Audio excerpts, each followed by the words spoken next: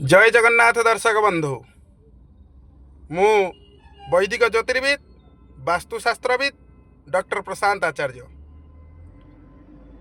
आजिकार आमर वास्तु भिजिट रही भुवनेश्वर शहीद नगर। सेठार आम वास्तु विचार करवा एवं गला बेले गोटे छोटिया वास्तु टिप्स टी रही कौन रही आम जाना। आमे जेतेबेले नुआ घरटीए तैयारी करुचंती जो प्लॉट रे आमे करुचंती से प्लॉट रो ईशान्य कोण अर्थात पूर्व दिग उत्तर दिग मझिरे थिबा कोण को ईशान्य कोण बोली कहा जाए।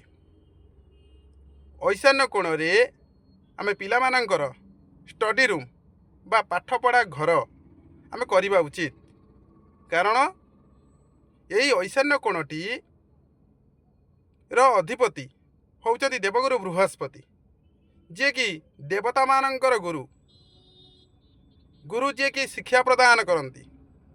तेणु यही परिप्रेक्षी रे आमे से जगार ईशान्य कोण रे स्टडी रूम बा पाठ पढ़ा घर कले पिला मानकर भविष्यत उज्जवलमय हब एवं तांकर सेमाने तांको लक्ष्यस्थल रे पहुँची पारिबे। जय जगन्नाथ।